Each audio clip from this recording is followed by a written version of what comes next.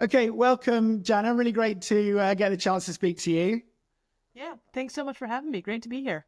Excellent. So, Janna, obviously, co-founder of Mind the Product, CEO, co-founder of ProdPad, inventor of Now Next Later Roadmap. You've been in the product community for a long time.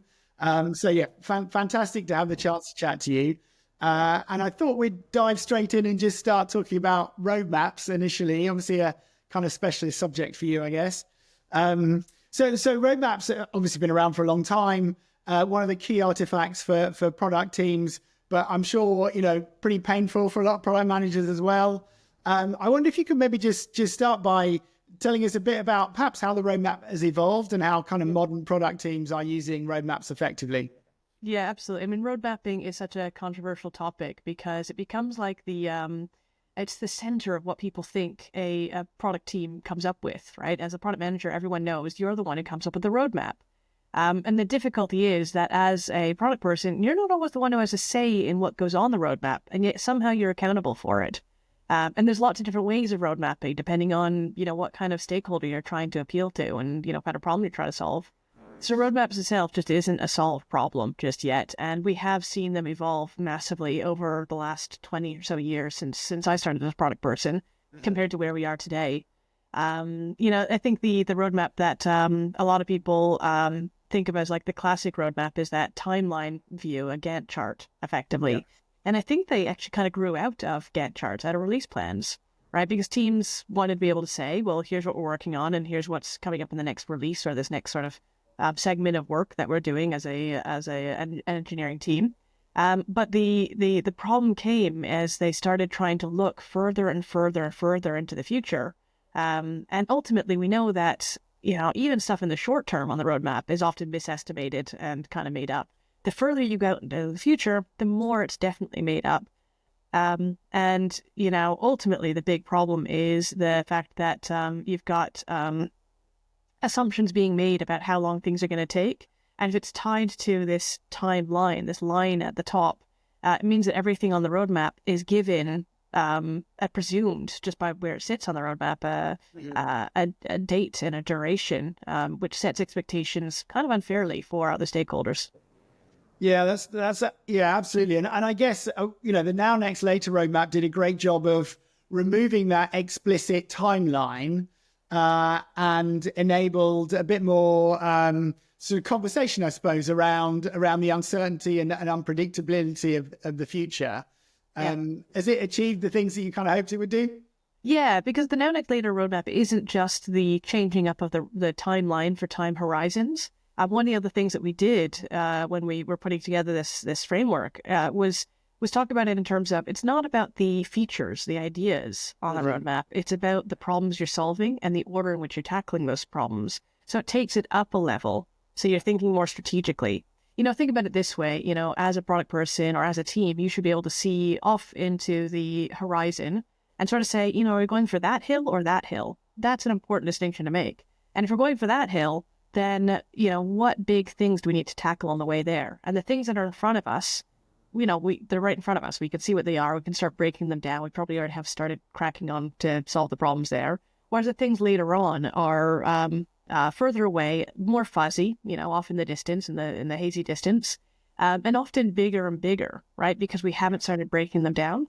So, think about the things on your roadmap. The level is like these boulders that need to be broken down. And the more they get into that now column, the stuff they work on now, the more fine-grained they become.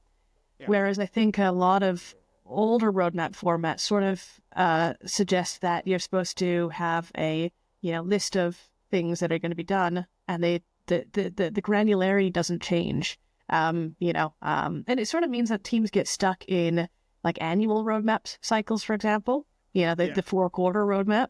And actually, I think that's a misservice to the way that they work. Because to some companies, looking out 4 quarters, looking out 1 year might be the perfect amount of time to look out, right? That's aligned with where their vision is going and, helps give them clarity of what they're doing for the next year. But for a lot of companies, actually 1 year is too short term, right? Yeah. Not actually allowing them to think, well, yeah, this is all the stuff we might do this year, but what about, next year, right? And the year beyond that. So, now next later for some companies means like 5 years from now. Whereas other companies, a year out is way too long, right? If you're this micro startup that just started and you're iterating every week, honestly, you don't need a roadmap that looks out 4 quarters. Have something that looks out, 4 sprints. And that's probably more your timeline, right? A 6-month roadmap is more appropriate than a year-long one. Yeah, I think that's such a great point as well. The how the timelines change relative to the company and the product and the product cycles, and where the organization is in its kind of growth trajectory. I guess there is obviously a sense to try and cookie cutter a lot of this stuff, and you just end up by default working in quarters or whatever, rather than actually thinking, what makes sense to us as an organization. And I think the other thing that I really sort of picked up in your answer then was around. So I think one of the fundamental kind of areas of conflict around roadmap is that senior stakeholders want a level of security, of kind of, security and visibility that perhaps, product teams, aren't able to give. And I think that concept of elevating the conversation to more being about outcomes, I suppose, in kind of product language, I think is a really interesting point around that. Really crucially, think about what it's doing for that senior stakeholder. It's allowing them to pass over the accountability for it, right? So this roadmap is being made, and even though the roadmap is filled with stuff that the product manager may or may not have actually agreed with, it's just being forced in through, higher level execs or their sales team or whatever. Now they've put it down and it's up to them, which means that the senior exec can often step away from it and go, well, they said they were going to do it, and so if they don't do it, that's on them. When actually a roadmap should be a strategic communication document, a collaboration space where you're saying, what are the problems we want to solve and are we aligned on those? Even though we can't tell you exactly how long it's going to deliver all these things, we can agree on what order we're going to tackle it. Yeah. And so what it's doing is bringing accountability back to everyone else on the team as well to make sure that there's alignment around this. And then, as you start breaking these things down into the, the now column, you can start getting more granular about, which release it might be in or things like that. But it stops the conversation around, trying to block out a whole bunch of stuff. And then the exec coming back 6 months later saying, did you deliver it? Where's my stuff? And that's not how good product management happens. Yeah, completely. And I really love how in ProdPad, you are opinionated about this stuff. And I've seen, a lot of the infrastructure around ProdPad is around identifying objectives and goals, and that really great kind of hygiene, really, that product teams need to be working towards. Yeah, exactly that. And, we are known as the opinionated one in the market, right? And that's by design, right? We wanted to build a tool that actually helps you become a better product manager. And we're seeing it do that, right? That's why people come to ProdPad, because they often want to work in this leaner, more agile, now, next, later format. They want to be held accountable to the experiments that they're running and to keep track of the impact that they're making, right? So ProdPad is a tool that actually helps you and your team ask the right questions at the right time and make sure that you're actually sticking to a process that is going to help you not fall in some of the traps that a lot of other tools will, or a lack of tools will as well. Yeah, I mean, there's a whole nother conversation there around how products, by trying to be all things to all people and not having opinions, end up just being a sort of, a mess of customizable components and all the rest of it. So, interesting stuff. And then kind of moving on more broadly, Janna, away from kind of roadmaps, obviously huge amount of change happening in the tech world generally at the moment. But also, we're seeing, I think, lots of change in the way that product teams operate, a change in the product role. It'd be interesting to hear your take on like what you're seeing at the moment and how you're seeing product teams change. Yeah, absolutely. I mean, obviously we're seeing AI coming to life right now, which is brilliant to see. I'm loving seeing it because it's basically helping me to realize the vision that I originally had for ProdPad. Going back to that, wanting it to be a tool that helps teams do better product management, to help you be a better product manager. I wish that I could sit alongside everybody who uses it and provide guidance. And now we can use AI, which is, informed with stuff that we talk about here at ProdPad, right? It has a product management opinion, but it also has access to everything you've ever done in your account. So it can be useful in guiding you through it, right? So this is actually helping us reach our own vision of where we want to go. which aligns with where we're seeing product management go anyways, right? I mean, we were kind of ahead of our time with things like the Now Next Later roadmap and trying to create a tool that was for, lean product management teams, because a lot of teams out there weren't there yet, right? But we've seen this reckoning in the tech world over the last few years, right? Basically, everyone hired way too many people. They were all creating a lot of stuff. I'm sure their velocity and burn down charts were brilliant. And they ended up with a bunch of stuff. And stuff doesn't solve problems. And there were major tech layoffs and a big crunch that we saw.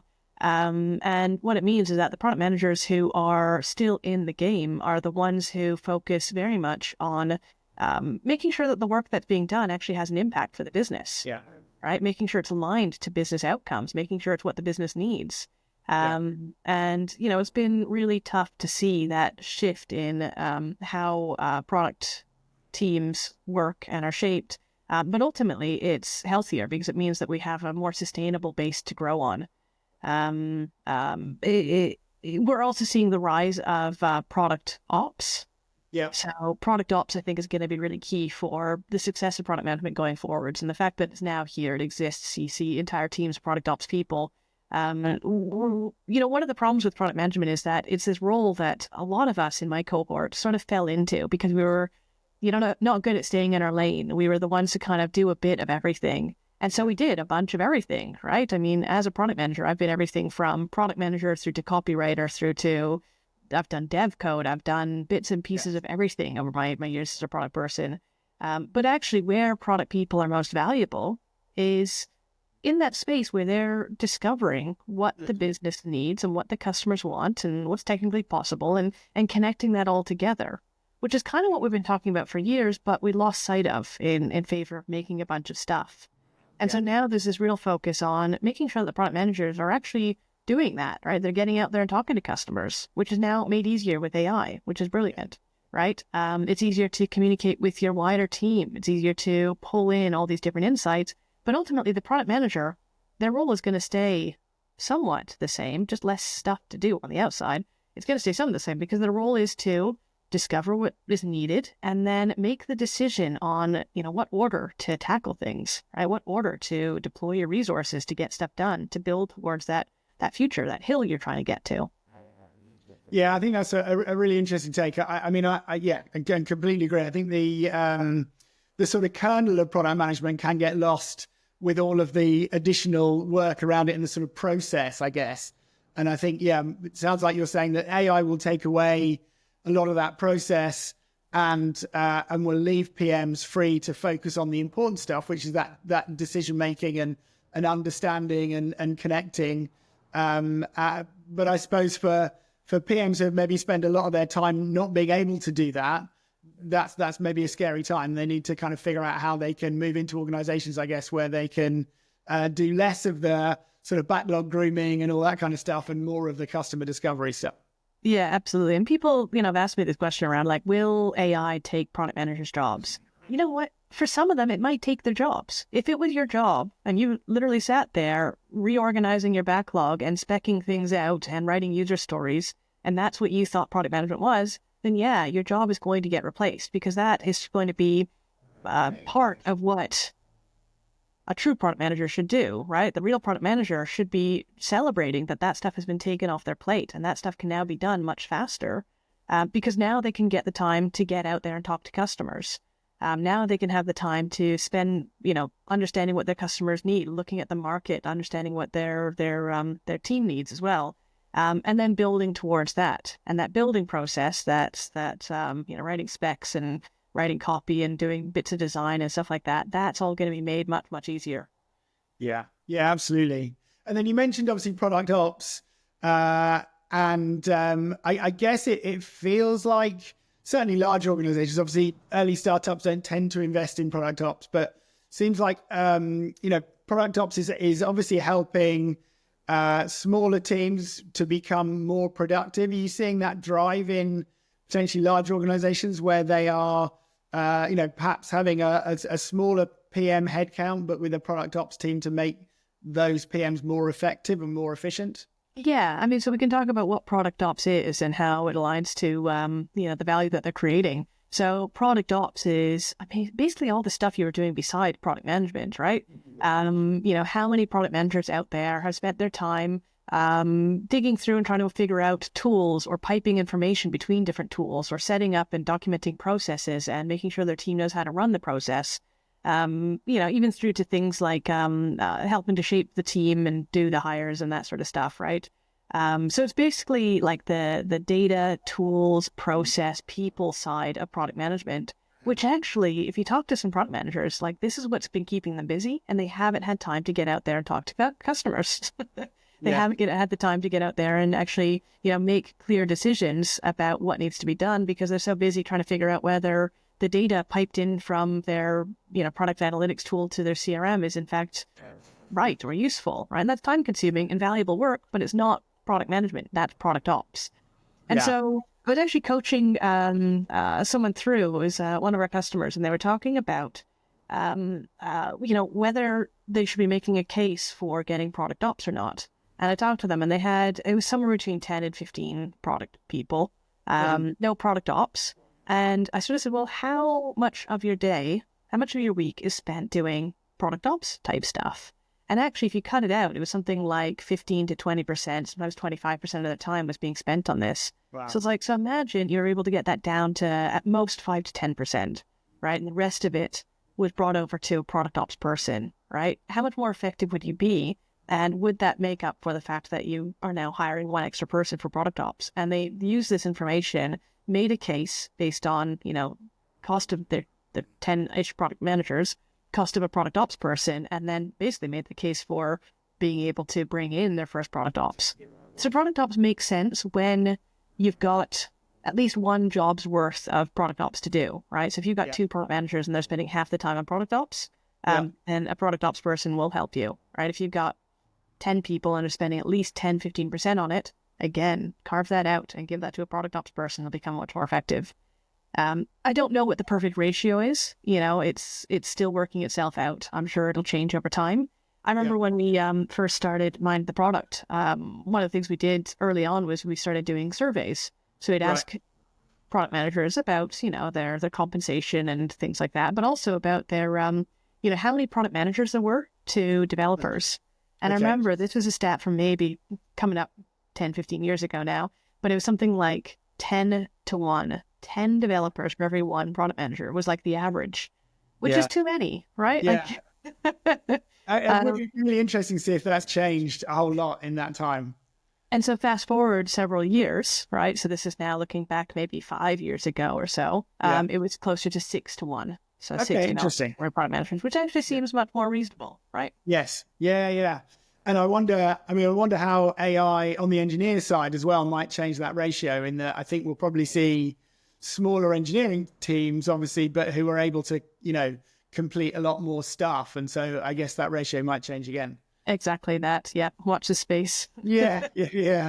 And then, there's a couple of things. I'm a big champion of product ops, and I've been trying to learn quite a bit about it over the last year or so, I guess, as it seems to have gained pace. I think, you obviously talked about the sort of delivery side and the, the systems and operations side. I think one of the other areas I've seen it working really well is around, obviously, kind of the recruitment and onboarding, and making sure that product teams can scale in an efficient and effective way.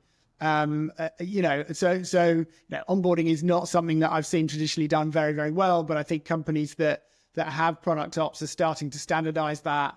And I think they're starting to see, the teams be much more productive, much quicker, especially given the huge range, like you say, product manager, and that is a massive range of skill sets and experiences. Yeah, absolutely. If you think about how long it takes a product manager to get up to speed, their job in the first month or so is just to have conversations with everybody in the team and then have a dig around at, what they have, right? Just to sort of do an audit, sort of say, well, do we have a roadmap? What's our product state in? What's our roadmap like? Actually having product ops, making sure that process is smoothed out so they can find all this stuff in one place and so they can hit the ground running, right? They still have to go have the conversations and build the relationships, but, just making it really clear as to who's in the business and who to go talk to and what order to tackle this. being able to learn from previous product managers who onboarded and improve that process and make it smoother and smoother as each new hire comes in. That's really key. And we're starting to see companies optimize for this sort of thing, particularly those who are hiring, not just a few product managers, but often dozens. Yeah. And then about the role itself, are you sort of finding there are more kind of product specialists? It does seem a bit like there aren't really any generalist product managers anymore. They're kind of, whatever they might be, growth product managers or B2B product managers, or is that fair, or do you think the role is fragmenting into very specialist kind of lanes? I'm not sure it's fragmenting as much as companies being more specific about what it is that they want to see from these product managers. And also by putting a title on it, like saying a B2B product manager, you get people, ideally you're getting people who are applying from a B2B background and know what they're going into and are, bringing up how they can do this from their previous background, right? If you're saying we're a B2C product manager, you'll get a different mix of people applying. So you can, make sure that the people who start in this role is more equipped for it, right? They know what the space is like, and they're bringing past experience in. The one that I always think is a bit weird is the growth product manager, and I understand where it's come from, right? So the growth product manager, it's the new hot role. I remember maybe 10 years ago, it was all about the technical product manager, right? The technical product manager making more than a regular product manager and that sort of stuff. And what does that actually mean? I'm seeing way fewer technical product managers because tech is way easier to solve now. And actually, we don't want product managers who solutioneer and, get the fingers too much in the tech, right? We want them to identify the problems and guide the team in a better way. But the growth product manager, this has come out of this whole reckoning that we've had over the last few years, right? Where we had this boom and then this bust of all these companies who had to shed a bunch of, not just product managers, just, teams across the board. And really what they were trying to do is make sure that the company's hitting their goals. And the main goal that companies are aiming for now is growth, right? It kind of always has been, but there's been this sharpened focus on it. And I think companies think that by labeling it the growth product manager, they'll get people who come in to do growth. But if your goal as a company was growth a few years ago, then you didn't have to call them the growth product manager. That product manager should have just been working on growth stuff anyways, if that's the goal of the company. So I think it's just a way of making sure that the company is aligned with what the person is doing. And you're like, your role is growth. Cool. Could have looked at the OKRs and seen that, but cool. Put it in the title. I'm sure it's a fad that will pass. Eventually you'll just have product managers again, or whatever we're going to call them in the future. And it'll be an expectation that is key. And I don't see growth not being a driver in the future for businesses. Yeah, no, exactly. And I'm certainly seeing companies focusing much more on making sure PMs can link what they're doing direct to commercial outcomes in a way that probably wasn't happening before. And again, I don't know whether that's as a part of this kind of reckoning, this sort of market correction that's happened. But I think candidates really need to demonstrate that they understand what the commercial goals are, and they understand how the stuff they're working on directly drives that change. And I guess that's ultimately that's what everybody should be doing, right? Yeah, exactly that. We'll see. And again, I think on the AI, there's obviously a lot of AI product managers or product manager roles out there, and I also wonder at what point that's just going to drop off, because it's just expected that as a PM you will be able to understand how to use AI both in terms of your work and bring it into a product. Yeah, exactly that. And I think that becomes the differentiator. AI isn't going to replace you. It's people with AI who are going to replace you, right? If you're not up to date with how to use these latest tools to move faster, then someone else is going to be moving faster, doing a better job than you. We're probably a long way away off before an AI agent can just do all that you do, right? Remember, your role is getting out there and talking to customers and disseminating pieces of information in ways that are often unpredictable, whereas AI is good at creating the predictable. So it takes a lot of that grunt work off you, but it's not the one to come up with creative solutions. In fact, I think product managers of the future are going to be, way less in the way of technical or getting down in the weeds with some of the specking and the copywriting and bits and pieces that we've taken on in the past, and much more around being curators. Yeah. Right. So your role as a product manager is to decide and curate from all the different options you could build, which ones are going to be the best ones that are going to solve problems for the users and solve problems for the business. And I say curation because at that point in time, the creation of apps becomes ridiculously easy, right? As a product person, whatever a product person is in the future, you should be able to say, hey, got this idea for our app, it should be able to do X, Y, and Z. And your AI agent, your sidekick, goes in and, not just prototypes it, but maybe even builds production-ready code and says, here, I've made 3 versions of it. Which one is going to solve your problem? Yeah. As a product person, we spent so much time specking out, all the fiddly bits in apps. How many of us here have specced out something like a login page or, a tag management system or, search results page for an app, right? They kind of exist in all these B2B apps and that sort of stuff, right? A dashboard. Cool. That part shouldn't be hard to do. And yet we spent days specking it out and even more days getting our developers to build it and test it and check that it's the right thing. Yeah. And actually, I should just be able to say, the app has a login page and the login page is just there.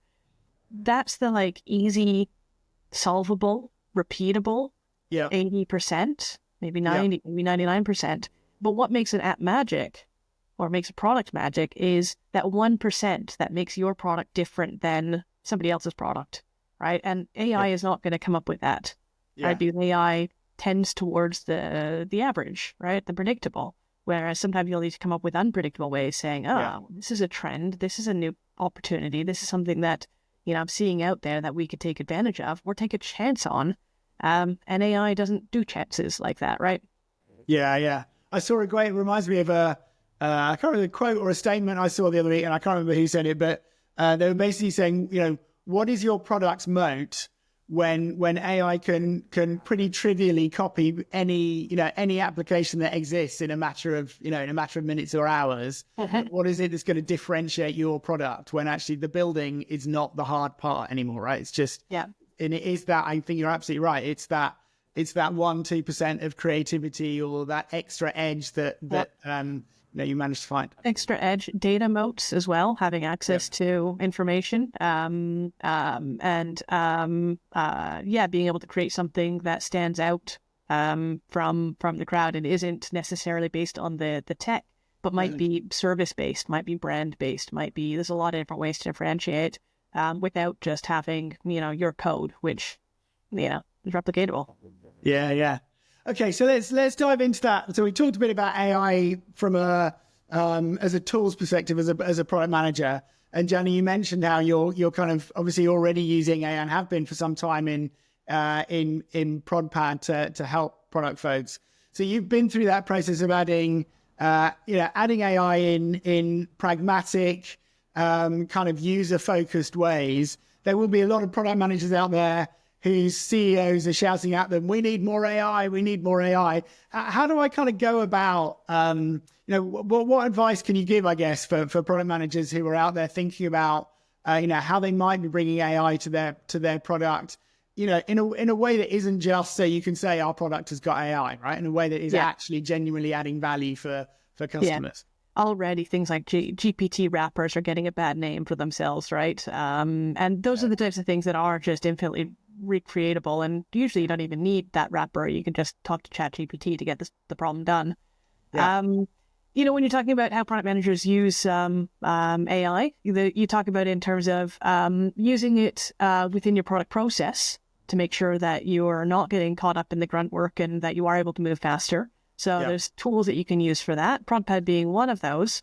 But at the same time, making sure that, you're just au fait with how to write good prompts, that which tools are out there, right? Because whatever tools I list here today, talk to me again in 6 months and they'll all be miles ahead. Some will have fallen off, some will be leaping ahead. So, keep an eye on the tool space out there and figure out what you can do to improve your product management process. But then also there's bringing it into your own product, which I think with any movement, any tech like this, or any trend, you need to really think carefully about whether it's the right place for it and whether it works. Yeah. Right? It's a little bit more than dark mode, but don't just jump on the dark mode bandwagon, right? It doesn't actually solve problems. So think about what problems you need to solve for your customers and how you can use AI to solve those problems. And oftentimes there really are some really compelling things that you can do, right? Whether it's things that were harder to do in your app previously, but you can now just speed up, everything from imports and onboarding and providing information. You've got versions where you might help people articulate things faster and better, or there might be cases where you help them disseminate information faster and better, right? But think about what makes your app and your application of AI special. Do you have a particular data moat? Do you have particular insights that allow you to make use of it in a particular way? Or are you actually just creating a GPT wrapper, right? And, we talk about, GPT and OpenAI and stuff like that, but that's not the only model out there, right? Yeah. The way we built ProdPad was thinking about, well, this is the model that works for us right now, but let's build this so it's kind of hot swappable. As other models come out and are cheaper, faster, better, right? They're going to I think they're going to become commodities. I don't think OpenAI has a moat because we're already seeing other companies come up with competing, sometimes better, sometimes worse versions of these models. And if one person can do it in a few years' time, then, we're going to see dozens of these and they're going to be competing with each other. It's going to be kind of like, picking an email server tool. Like, there's probably some nuances about which one you pick. But it's just a line item cost that generally goes down over time rather than up. That's a really interesting point. Again, there's a whole nother interesting discussion around there about kind of AI and the direction of travel that's going to take. Janna, I'm conscious of time. I'm really keen to hear what's next at ProdPad. It's a terrific tool that I've certainly used in my career, and I've recommended a fair amount to other folks as well. And I'd be really excited just to learn more about, where the product is headed and what you're excited about that's coming up in the next year or so. Yeah, absolutely. I mean, the next year, 2 years, 3 years is going to be super exciting for us, right? Just in the last year, of course, like everybody else, we got our hands on AI, but we were kind of ahead of the curve with it. We were already using GPT and making in-app chatbots before ChatGPT was a thing. But it's now been powered up because the models are getting better and better, and it's helping us to really meet the vision that we've set for ourselves. But building for AI products right now is a little bit like building for mobile products in 2007, 2008, right? Like no one really knew how apps were supposed to work. And yet we have spent some years just working out the best way of making it flow. And so with ProdPad, we ship something new every week. And so you're seeing constant improvements in our app, but we've been testing out how people interact with it and then using those insights to feed back in. So things that you'll see within ProdPad, let's say you've got a scrap of an idea on a Post-it note or something like that, right? ProdPad will help you write out and articulate the rest of the idea and help come up with, risks and challenges and target outcomes that you might want to track. Nice. It takes the weight of doing your user stories off you, right? It helps brainstorm those. Key results, no one likes writing key results. And we've primed ProdPad's version to be able to give you leading and outcome-focused metrics, so that you're actually speeding things up. But we've taken it a step further. We didn't just want something to generate stuff for you, right? We wanted something that actually acted as a sidekick. Back to it being the tool that helps you be a better product manager. And so we've primed it with insights about how we work, how I think as a product manager, how other product leaders out there think. And so you can ask it anything, how do I get this tricky stakeholder on board with this format of roadmap? Oh, nice. Take a look at my roadmap right now. Is it too detailed? Do I need to, change my focus? Is it aligned with our vision? So because it can see into your roadmap and your backlog and your vision and stuff like this, and it has access to product management best practices, it's kind of like you get a version of me sitting next to you, coaching you, right? So you're in-app coach, it's your sidekick.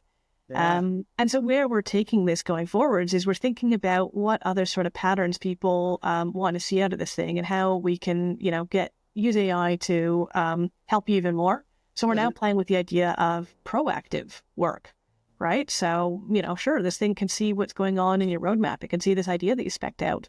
Can it help write some specs, do some competitor research, do a pricing analysis, do something in the background and email it to you later? Can it, you do a weekly report, tell it what your weekly report looks like, and perhaps it can come and, do that on your behalf every week. So you set it up once and it just sort of goes. These are the types of things that we're playing with. I make no promises on what we'll deliver and when, but this is exactly the sort of area that we're going with.